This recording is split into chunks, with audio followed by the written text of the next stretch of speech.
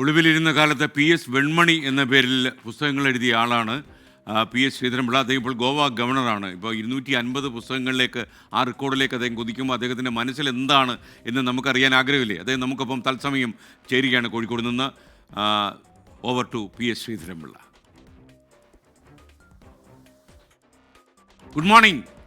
ആദ്യം അങ്ങേക്ക് ഒരു അഭിനന്ദനം. കാരണം 250 പുസ്തകങ്ങൾ എന്നുള്ള റെക്കോർഡ് കേരളത്തിൽ ആർക്കെങ്കിലും ഉണ്ടോ ഈ ചുരുങ്ങിയ കാലമെന്ന് എനിക്കറിയില്ല. അപ്പോൾ അങ്ങയുടെ ഇന്ന് അങ്ങേക്ക് വലിയ ആദരവാണ് കോഴിക്കോട് നഗരം നൽകുന്നത്. കോഴിക്കോട് നഗരം എനിക്ക് തോന്നുന്നത് അങ്ങ് വെൺമണിയിൽ നിന്ന് കോഴിക്കോടേക്ക് ചേക്കേറിയതിന് ശേഷം ഈ നഗരം അങ്ങേ ഒരുപാട് സ്നേഹിച്ചിട്ടുണ്ട്. ഈ നഗരം അങ്ങേ ഒരുപാട് വാത്സല്യത്തോടെ കണ്ടിട്ടുണ്ട്. കോഴിക്കോട് നഗരത്തിൽ ഈ ആദരവ് ലഭിക്കുമ്പോൾ ആദ്യം അങ്ങയുടെ മനസ്സിൽ എന്താണ്? എൻ്റെ ഗ്രാമം വാസ്തവത്തിൽ എന്നെ സ്വാധീനിച്ച ഏറ്റവും വലിയ ഘടകം എൻ്റെ ഗ്രാമമാണ്. ആ ഗ്രാമത്തിന് നൈർമല്യമാണ്. ഈ അടുത്ത കാലം വരെ ഇപ്പം പറഞ്ഞ വയസ്സനായി മറ്റേ പോകുമ്പം പണ്ട് MD പറഞ്ഞതുപോലെ ഈ നാട്ടിൽ ചെല്ലുമ്പോൾ എപ്പോഴാണ് നീ വന്നത്, എന്താണ് സുഖമാണോ, ഇതൊക്കെ ചോദിക്കുമ്പം അഡ്വക്കേറ്റ് ശ്രീധരൻപിള്ളയോ ശ്രീധരൻപിള്ള സാറെന്നോ ഒക്കെ വിളിക്കുന്ന ഒരു അതിനേക്കാൾ ഒരു ആ സ്നേഹത്തിന് വലിയ വില ഞാൻ കൽപ്പിക്കുകയാണ്. അപ്പോൾ ഗ്രാമം എന്നെ, ഞാനവിടെ നടന്നാണ് ജീവിച്ചത്, നടക്കാൻ പഠിപ്പിച്ചു. പക്ഷേ കോഴിക്കോട് നഗരം എന്നെ ഓട്ടക്കാരനാക്കി. ആ ഓട്ടത്തെ ഞാൻ ഇഷ്ടപ്പെടുന്നു. ആ ഓട്ടം നെട്ടോട്ടമാണോ എന്ന് എനിക്കറിയില്ല. ഏതായാലും എനിക്കൊരുപാട് സ്നേഹം ഈ നഗരം തന്നു. ഇന്ന് തന്നെ ഇപ്പം ഈ പരിപാടി നടത്തുന്നത് വാസ്തവത്തിൽ ഏറ്റവും പഴക്കമുള്ള ഇവിടുത്തെ ഒരു സംഘടനയാണ്. 50 കൊല്ലം. SK ഒരു പക്ഷേ അറിയാമായിരിക്കും, കോഴിക്കോടിൻ്റെയും തൃശ്ശൂരിൻ്റെ ഒക്കെ അറിയാമല്ലോ, മലബാറിൻ്റെയും ഒക്കെ. അപ്പോൾ ആ സംഘടന ഏതാണ്ട് അടിസ്ഥാനപരമായിട്ടൊരു വലിയ ഇവിടുത്തെ ഏറ്റവും പഴക്കമുള്ള മുസ്ലിം സംഘടനയാണ്. ഇൻഡോ അറബ് എന്ന് പറയുന്നെങ്കിലും 90% ആളുകളും അതിൽപ്പെട്ടവരാണ്. അവർ ഒരു പുസ്തകം എന്നെപ്പറ്റി തയ്യാറാക്കി ഇറക്കുകയുണ്ടായി. അത് പകുതി ആയ ശേഷം എന്നോട് പറഞ്ഞത്. അപ്പോൾ ഇവരൊക്കെ എന്നോട് അതിന് മുമ്പ് ഗവർണറെന്നോ ഔദ്യോഗിക പദവിയൊന്നും കിട്ടുന്നതിന് മുമ്പ് എന്നോടുള്ള ബന്ധമുള്ളവരാണ്. അവർ വളരെ മുന്നോട്ട് പോയപ്പോഴാണ് ഞാൻ അറിയുന്നത്. പിന്നെ ഞാൻ അതിൻ്റെ അകത്തിൽ പങ്കാളിയായി. ചില ആൾക്കാരെ കൊണ്ടൊക്കെ ലേഖനങ്ങളും ഒക്കെ എഴുതാനായിട്ട് ഞാൻ പറഞ്ഞു. അങ്ങനെയുണ്ട്. ഇപ്പോൾ ഈ പരിപാടിയും അതുപോലെ തന്നെയാണ്. അവർ തിരുവനന്തപുരത്ത് വെച്ച് അതിൻ്റെ ആ ചടങ്ങ് നടത്തിയപ്പം വൻ വിജയമായിട്ട് ഒരുപാട് ആൾ വന്നു. അപ്പോൾ അവർ പറഞ്ഞു ഞങ്ങൾക്കിതിലൊരു പങ്കില്ല, തിരുവനന്തപുരത്തല്ലേ, അത് സാറിനോട് ബന്ധപ്പെട്ടൊക്കെ ഉള്ള ആൾക്കാരെ വന്നത്, ഞങ്ങളുടേതായ ഒരു പരിപാടി ഇവിടെ വേണമെന്ന് പറഞ്ഞ് എന്നോട് കമ്പൽ ചെയ്തു. എനിക്ക് സന്തോഷമാണ്. കാരണം ഇങ്ങനെ ഒരു അവസരം SK തന്നെ എന്നെപ്പറ്റി പറഞ്ഞത് ഞാൻ കേട്ടു. അപ്പോൾ അങ്ങനെ നിങ്ങളെപ്പോലുള്ള ആൾക്കാർക്ക് പറയാനുള്ളൊരു സന്ദർഭം ലഭിച്ചു. പിന്നെ ഈ വളരെ നന്നായി. ഞാൻ യഥാർത്ഥത്തിൽ എൻ്റെ കുട്ടിക്കാലത്ത് ഞാൻ ഈ റേഡിയോ വഴി കേട്ട ആദ്യമുള്ള പേര് വെൺമണി വിഷ്ണു എന്നായിരുന്നു.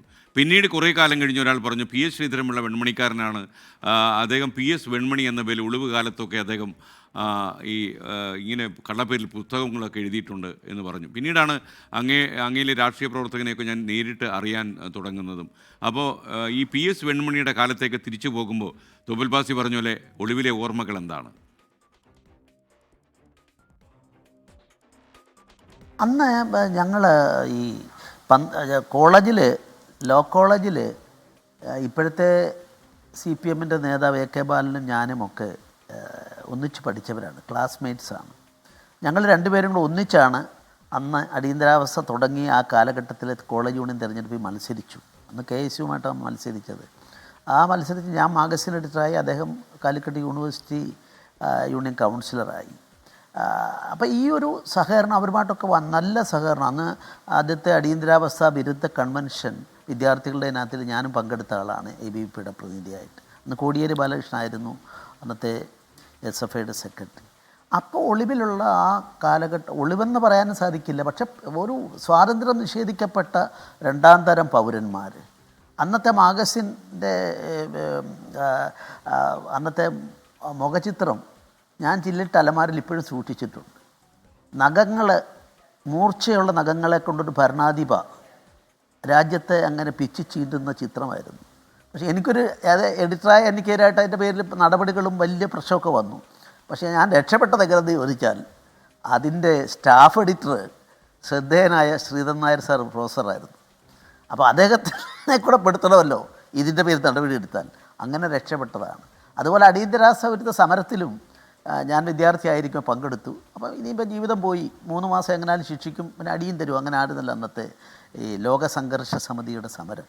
അവിടെയും ദൈവത്തിൻ്റെ ഒരു അദൃശ്യകരം. ഞാനതിൽ വാസ്തവത്തിൽ ദൈവത്തോട് കടപ്പെട്ടിരിക്കുന്നു. ഞങ്ങളുടെ ബാച്ചിനെ മാത്രം ശിക്ഷിച്ചില്ല, കാരണം ജയിലിൽ നിറഞ്ഞിരുന്നു. ജയിലിൽ സ്ഥലമില്ലാത്തതുകൊണ്ട്. ഈ അടിയന്തരാവസ്ഥയുടെ കറുത്ത നാളുകൾ നമ്മെ ഓർമ്മിപ്പിക്കുന്ന പൽക്കിവാലയുടെ ഒരു പുസ്തകം ഉണ്ടല്ലോ, അങ്ങേക്ക് ഓർമ്മയുണ്ടാകും, കോൺസ്റ്റിറ്റ്യൂഷൻ ഡിഫൈസ്ഡ് ആൻഡ് ഡിഫൈൽഡ് എന്ന പുസ്തകം.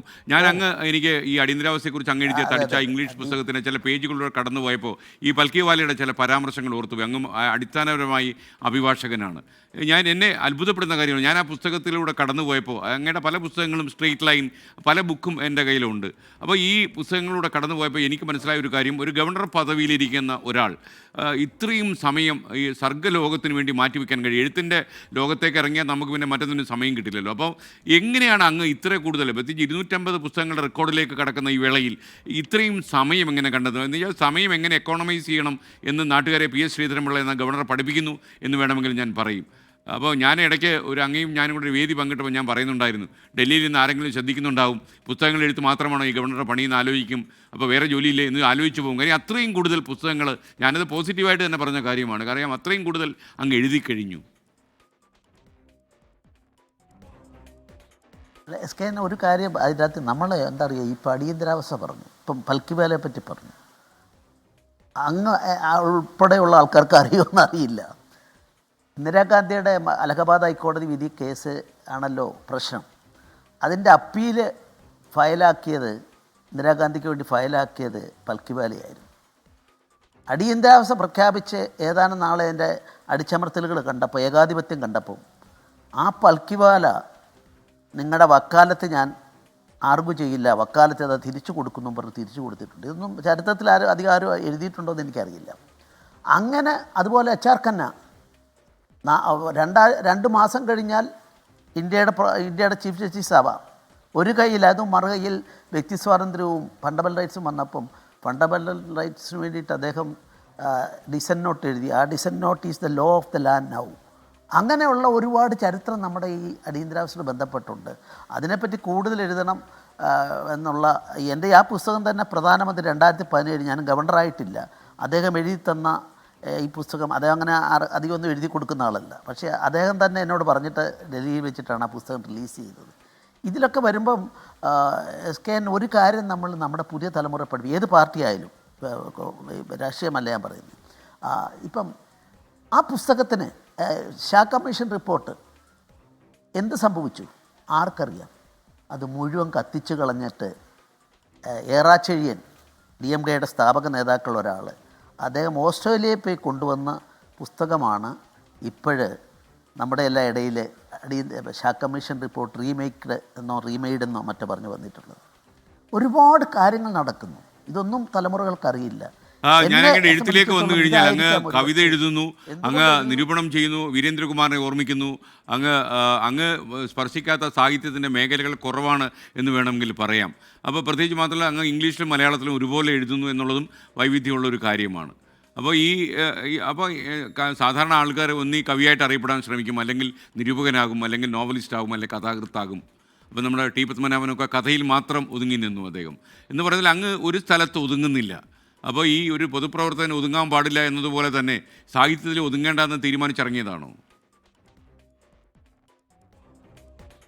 അല്ല, അത് ഇപ്പം SK ഇതെല്ലാം സൂക്ഷ്മമായി നോക്കുന്ന ആളായിട്ട് ഞാൻ പറയാം. ഒരു എഴുത്തുകാരൻ പൂർണ്ണമായി വിജയിക്കണമെങ്കിൽ പപ്പേട്ടനെ പോലെയോ MT പോലെയോ മുഴുവൻ സമയം അതിനുവേണ്ടി ഡിവോട്ട് ചെയ്യുന്ന സമർപ്പണമാണ് അതിൻ്റെ പിന്നിലെ വിജയരഹസ്യം. എന്നെ സംബന്ധിച്ചിടത്തോളം 2004 കാലദാനം എന്ന എൻ്റെ കവിതാ സമാരം ഇറങ്ങി. MT ആണ് അതിന് അവതാരിക എഴുതിയത്. എൻ്റെ കവിതയ്ക്ക് MT കൊണ്ട് എഴുതിക്കാനുള്ള ധൈര്യം തന്നെ എനിക്കുണ്ടായിരുന്നില്ല. കൊടുത്ത് 2 ദിവസം കൊണ്ട് അത് എഴുതി തന്നു. അതിൻ്റെ അകത്ത് അദ്ദേഹം ഒരു ചോദ്യവും ഉത്തരവും പറഞ്ഞിട്ടുണ്ട്. തിരക്ക് പിടിച്ച അഭിഭാഷക ജീവിതത്തിനും രാഷ്ട്രീയ ജീവിതത്തിനും ഇടയിൽ എന്തുകൊണ്ട് ശ്രീധരൻപിള്ള എഴുതുന്നൊരു ക്വസ്റ്റ്യൻ മാർക്ക് ഇട്ടു അവതാരികയിൽ. എന്നിട്ട് പറഞ്ഞു, ഈ മുറിവേറ്റ സമൂഹത്തിനും പ്രകൃതിക്കും ഒരു താരാട്ട് പാടണമെന്ന ആഗ്രഹം കൊണ്ടെന്നാണ്. അപ്പോൾ ഈ ആഗ്രഹമാണ് എന്നെ നയിക്കുന്ന വികാരം. പൂർണ്ണതയല്ല എനിക്ക് കിട്ടുമെന്ന് ഞാൻ പറയുന്നില്ല, കാരണം നമ്മുടെ മനസ്സും നമ്മുടെ സമയമെല്ലാം പങ്കെടുക്കണം. പക്ഷെ അതിൽ ഒരു കാര്യം താങ്കൾ ചോദിച്ചതിൻ്റെ അർത്ഥം എനിക്ക് മനസ്സിലായി. എന്തുകൊണ്ട് എഴുതുന്നു എന്ന് പറയുമ്പം എൻ്റെ ചെറുപ്പകാലം മുതൽ 7 വയസ്സുള്ളപ്പോഴോ പത്രം വായിക്കാൻ തുടങ്ങിയ കാലം മുതൽ ഞാൻ വായന കൃത്യമായി നടത്തുന്ന ഒരാളാണ്. ഇപ്പോൾ എത്ര തിരക്ക് പിടിച്ച് രാത്രി വന്നാലും 1 മണിക്കൂറെങ്കിലും ഒന്ന് വായനയ്ക്ക് വേണ്ടി ചിലവഴിക്കും. അതുപോലെ എഴുതാൻ പിന്നെ എഴുത്ത് തുടങ്ങിയതിന് ശേഷം 72 പന്തളം കോളേജിൽ മലയാള സാഹിത്യ ഒരു സെക്രട്ടറി ആയിട്ട് ഞാൻ മത്സരിച്ച് ജയിച്ചു. അന്ന് വിദ്യാർത്ഥി പരിഷത്തിൽ കേരളത്തിൽ കിട്ടിയ ഒരു ജനറൽ സീറ്റ് ആദ്യമായി കിട്ടിയത് പന്തളം കോളേജിലാണ് 72-ൽ. അന്ന് മലയാള സാഹിത്യയുടെ ഇതായപ്പോൾ ഞാൻ മറ്റുള്ളവരെ കൊണ്ട് എഴുതിക്കേണ്ട ആളല്ലേ, കോളേജിൽ എന്നെ തിരഞ്ഞെടുത്തില്ലേ. അങ്ങനെ തുടങ്ങി വന്നു.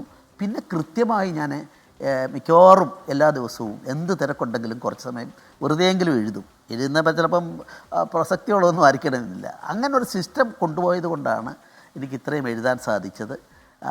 രണ്ടാമത്തെ കാര്യം, ഈ പെർഫെക്ഷൻ കൺസെപ്റ്റിൽ ഞാൻ നിൽക്കുന്നില്ല. എഴുതുക, അത് അതിൻ്റെ രീതി പോട്ടെ എന്നുള്ള ഒരു ലൈൻ എടുക്കുന്നു. ഈ അവസരത്തിൽ ഒരു അഭിനന്ദനം ഞാൻ നേരിടുകയാണ്. ഇനി അദ്ദേഹം അങ്ങയുടെ ഗവർണർ പദവിയിലേക്ക് ഞാനൊന്ന് കടന്നു വരികയാണ്. ഈ പ്രത്യേകിച്ച് സർഗാത്മകതയ്ക്ക് അങ്ങയുടെ ജീവിതത്തിൽ അരനൂറ്റാണ്ട് തികയുന്നു എന്നുള്ള ഈ ധന്യ നിമിഷത്തിൽ മറ്റൊരു കാര്യം കൂടി എനിക്ക് ചോദിക്കാനുണ്ട്. കാരണം ഈ ഭരണഘടനയിൽ ഈ ഗവർണർ പദവിയിലെ അധികാരങ്ങളെക്കുറിച്ചും പല പ്രൊറോഗേറ്റീവ്സ് ഒക്കെ ഉള്ളതുകൊണ്ട് പലപ്പോഴും ചില സ്ഥലത്തൊക്കെ ഭരണഘടന നിശബ്ദമായതുകൊണ്ട് തന്നെ പല സംസ്ഥാനത്തും ഈ ഗവർണർ പദവി എന്ന് പറയുന്നത് തന്നെ ഒരു ഏറ്റുമുട്ടലിൻ്റെ വഴി തുറന്നിട്ടുണ്ട്. പലപ്പോഴും ഈ കേന്ദ്ര സർക്കാരിൻ്റെ ഒരു പ്രതിനിധിയായി പ്രവർത്തിക്കുമ്പോൾ പലപ്പോഴും വിവാദങ്ങൾക്ക് നടുവിൽ ഗവർണർമാർ വീഴും. നമ്മുടെ കേരള രാജ്ഭവനും വ്യത്യസ്തമായിട്ടില്ല ഈ പഴയ കാലത്തൊക്കെ. അപ്പോഴൊക്കെ തന്നെ താങ്കൾ ഒരു ഗവർണർ എങ്ങനെ ആയിരിക്കരുത് എന്ന രീതിയിൽ താങ്കൾ മുന്നോട്ട് പോകുന്ന കാഴ്ച നമ്മളെയൊക്കെ അത്ഭുതപ്പെടുത്തിയിട്ടുണ്ട്. മാത്രമല്ല കേരളത്തിലെ ഈ ഗവർണർ മുഖ്യമന്ത്രിയുമായിട്ട് പോരിനിറങ്ങുന്ന സമയത്തൊക്കെ അങ്ങയുടെ പത്രപ്രതിനിധികളൊക്കെ ചില അഭിപ്രായങ്ങൾ ചോദിക്കുമ്പോൾ അനായാസമായിട്ടുള്ള ചില ഡിപ്ലോമാറ്റിക് വേയിലൂടെ അങ്ങ് ചിരിച്ച് ചില അഭിപ്രായങ്ങൾ പറഞ്ഞ് എന്നാൽ അങ്ങയുടെ അഭിപ്രായം എന്താണെന്ന് വ്യക്തമാക്കി അങ്ങ് മുന്നോട്ട് നടക്കുന്നത് ഞാൻ കണ്ടിട്ടുണ്ട്. അപ്പോൾ ഒരുപക്ഷെ ഒരു സംസ്ഥാനത്തിൻ്റെ അധിപനായി വരുന്ന ഒരാൾക്ക് ആ നാടിൻ്റെ വികസനത്തിനും ആ നാടിൻ്റെ വളർച്ചയ്ക്കുമൊക്കെ കാരണക്കാരനാകാം എന്നുകൂടി അങ്ങ് ഗോവയിൽ തെളിയിക്കുന്നു എന്നാണ് ഞാൻ മനസ്സിലാക്കുന്നത്. അങ്ങയുടെ മനസ്സിൽ ഒരു ഗവർണർ ആരാണ്? ഗവർണർ ഒരു പൊതുജന സേവകൻ മാത്രമാണ്. ഇന്ത്യൻ ഭരണഘടനയുടെ കൽപ്പന ഞാൻ മനസ്സിലാക്കിയെടുത്തുള്ളൂ, അതിൻ്റെ പൊരുളും കൽപ്പനയും. Who is supreme? People are supreme. Parliament supreme അല്ല, supreme court of India supreme അല്ല, ഗവർണർ സുപ്രീം അല്ല. ഇതെല്ലാം ജനങ്ങളെ സേവിക്കാൻ തയ്യാറുള്ളവർ മുന്നോട്ട് വരുമ്പം സമൂഹം ഏൽപ്പിച്ചു തരുന്ന, ജനങ്ങൾ ഏൽപ്പിച്ചു തരുന്നതാണ് ഗവർണർ സ്ഥാനമായാലും മുഖ്യമന്ത്രി സ്ഥാനമായാലും. അവിടെ ഒരു സംസ്ഥാനത്തെ സംബന്ധിച്ചിടത്തോളം നമ്മുടെ ഭരണഘടന അനുസരിച്ച് 2 വകുപ്പുകൾ ഒഴിച്ച് ആർട്ടിക്കിൾ 355, 356 ഒഴിച്ച് ബാക്കി എല്ലാത്തിലും ക്യാബിനറ്റിൻ്റെ ഡിസിഷനാണ് കരണീയമായി സ്വീകരിക്കേണ്ടതായിട്ടുള്ളത്.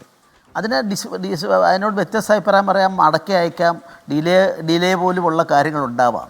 പക്ഷെ അടിസ്ഥാനപരമായി തിരഞ്ഞെടുക്കപ്പെട്ടയാളാണ്, ജനങ്ങൾ തിരഞ്ഞെടുത്ത, ജനങ്ങളുടെ മാൻഡേറ്റുള്ള ആളാണ് ചീഫ് മിനിസ്റ്റർ.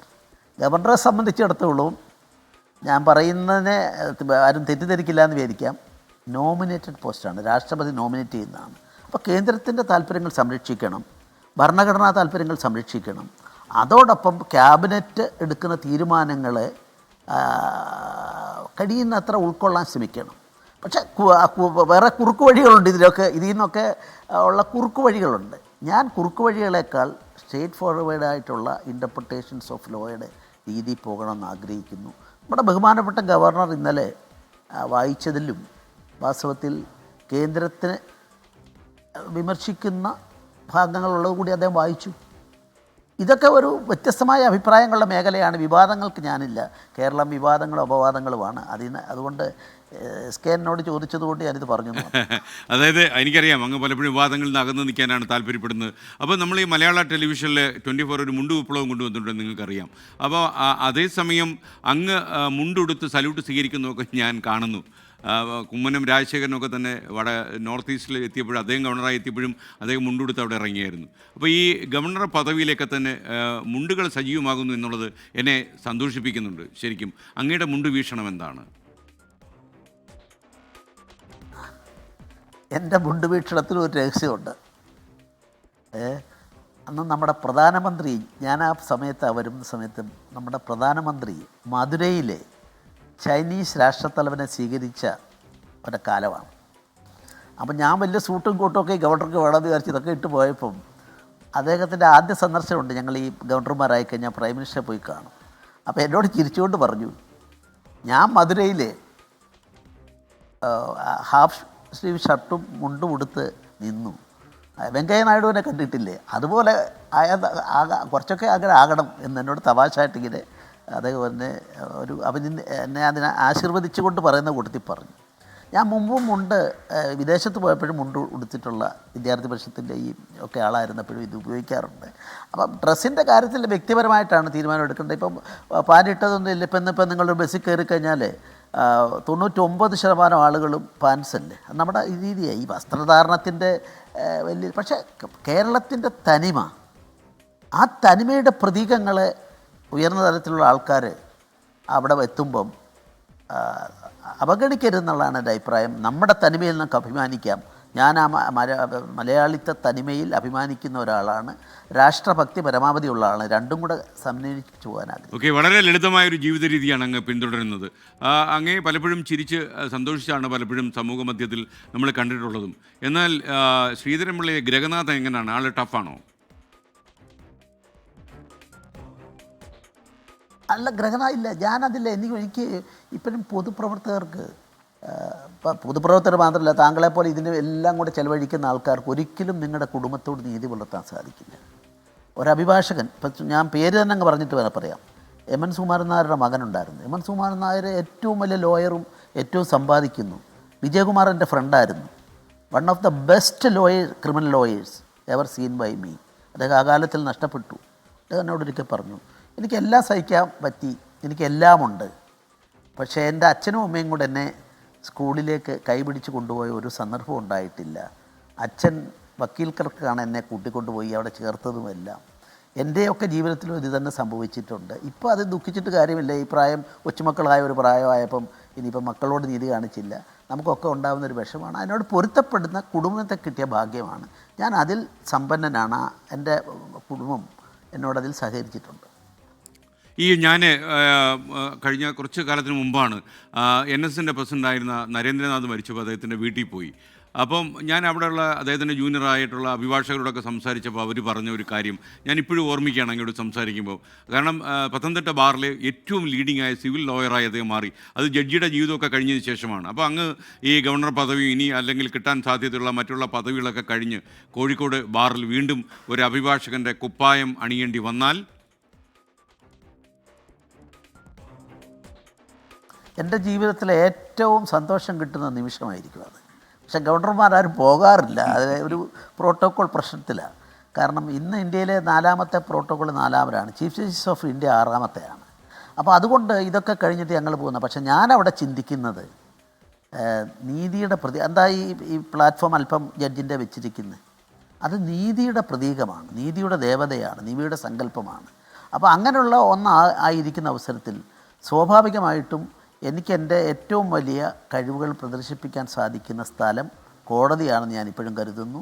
എൻ്റെ പാർട്ടിയിലോ, എൻ്റെ പാർട്ടി എന്ന് പറയുമ്പോൾ പഴയ പാർട്ടി, ഇപ്പോൾ ഗവർണർക്ക് രാഷ്ട്രീയമില്ലല്ലോ, എൻ്റെ അങ്ങനെയുള്ള സംവിധാനത്തിൽ ഒരിക്കലും ഞാൻ ഇന്ന് വരെ ഒരു പോസ്റ്റ് ചോദിച്ചിട്ടില്ല, സ്ഥാനാർത്ഥിയാവാൻ ചോദിച്ചിട്ടില്ല. എനിക്ക് തന്ന ഈ ഗവർണർഷിപ്പ് ഉൾപ്പെടെ എല്ലാം അവർ തന്ന സംവിധാനങ്ങളുണ്ട്. അത് കേരളത്തിലെയാണോ ഒന്നും ഞാൻ പറയുന്നില്ല. കിട്ടി, ഞാൻ സംതൃപ്തനാണ്. എനിക്കൊരു പോസ്റ്റും ഇനിയിപ്പോൾ ആവശ്യമില്ല. പിന്നെ ഞാൻ മനസ്സിലാക്കിയെടുത്തോളം പ്രാക്ടീസ് ചെയ്യുന്നതിൽ there is no legal bar. Retired ജഡ്ജിമാരാണെങ്കിലും സുപ്രീം കോടതി അവർക്ക് പ്രാക്ടീസ് ചെയ്യാൻ ബാറുണ്ട്, ഞങ്ങൾക്കില്ല. പക്ഷേ കീഴ്വഴക്കമനുസരിച്ച് ആരും ഇന്ന് വരെ ഈ ഗവർണർ സ്ഥാനം കഴിഞ്ഞിട്ട് പ്രാക്ടീസിന് പോയിട്ടില്ല. അങ്ങനെ ഒരു പക്ഷേ പോകുന്ന താങ്കൾ മുൻകൂട്ടി കണ്ടുകൊണ്ട് പറഞ്ഞോടെന്ന് എനിക്കറിയില്ല. ഒരാൾ ഒരു പക്ഷേ അല്ല, നമുക്ക് വലിയ പൈസ കൊടുക്കാതൊരു വക്കീലിനെ വേണം. ആ ദുഷ്ടചിന്തയാണ് എൻ്റെ മനസ്സിൽ. അതായത് എന്തായാലും ഈ ഒരു 50 കൊല്ലം അങ്ങ് തികയുന്ന വേളയിൽ പ്രത്യേകിച്ച് അങ്ങ് ഈ സാഹിത്യരംഗത്തിൻ്റെ വിവിധ മേഖലകളിൽ പ്രവർത്തിച്ചു. അങ്ങ് ഒരുപാട് എഴുതി. ഇനി അങ്ങേക്ക് ഒരുപാട് എഴുതാൻ കഴിയട്ടെ. പ്രത്യേകിച്ച് അങ്ങയുടെ ജീവിതത്തിൽ ഒരു സർഗ്ഗജീവിതത്തിലെ ഏറ്റവും ധന്യമായ നിമിഷങ്ങളാണ് ഇന്ന് വൈകുന്നേരമൊക്കെ ഉണ്ടാകാൻ പോകുന്നത്. അപ്പോൾ എല്ലാ ആശംസകളും മാത്രമല്ല 24ൻ്റെ സ്നേഹവാത്സല്യം മുഴുവൻ മനസ്സിൽ കണ്ടുകൊണ്ട് ഞാൻ അങ്ങയെ ഒന്ന് ആത്മാർത്ഥമായി ആലിംഗനം ചെയ്യുന്നു. തീർച്ചയായിട്ടും. Thank you Shri Sreedharan Pillai. തീർച്ചയായിട്ടും നമുക്കൊപ്പം ഞാൻ ഒരു കാര്യം പറയാം. ഈ കഠിനാധ്വാനത്തിൻ്റെ വാക്ക് ഇപ്പം നമ്മുടെ പ്രധാനമന്ത്രി കുട്ടികളുടെ മീറ്റിംഗ് ഒരു 6 മാസം മുമ്പുണ്ടായിരുന്നു. അതിൽ അദ്ദേഹം പറഞ്ഞു, ഞാൻ നിങ്ങൾക്ക് 3 മന്ത്രം തരാം എന്ന് പറഞ്ഞിട്ട് 1 കഠിനാധ്വാനം, 2 കഠിനാധ്വാനം, 3 എന്ന് പറഞ്ഞു. അതുപോലെ ഈ മേഖലയിൽ ഞാൻ നിങ്ങളെ ഇഷ്ടപ്പെടുന്നതിൻ്റെ ഒരു പ്രധാന ഘടകം ഈ കഠിനാധ്വാനമാണ്. എല്ലാം ഈ കഠിനാധ്വാനം നമുക്ക് നേടാൻ സാധിക്കുകയുള്ളൂ. അതുകൊണ്ട് അങ്ങക്ക് എൻ്റെ എല്ലാവിധ അങ്ങയ്ക്കും ഞാൻ ഇതുപോലെ തന്നെ എല്ലാ ഭാവങ്ങളും നേരുന്നു. Okay, thank you. അങ്ങയുടെ നല്ല വാക്കുകൾക്ക് നന്ദി. ഇനിയും ഒരുപാട് എഴുതാൻ അങ്ങ് കഴിയട്ടെ. മാത്രമല്ല അങ്ങയുടെ പൊതുജീവിതത്തിലും വളരെ സുതാര്യതയുണ്ട് എന്ന് എനിക്കറിയാം. ആ ട്രാൻസ്പെറൻസി അങ്ങയ്ക്ക് സൂക്ഷിക്കാൻ കഴിയട്ടെ. എല്ലാ നന്മകളും. Thank you Shri PS Sreedharan Pillai.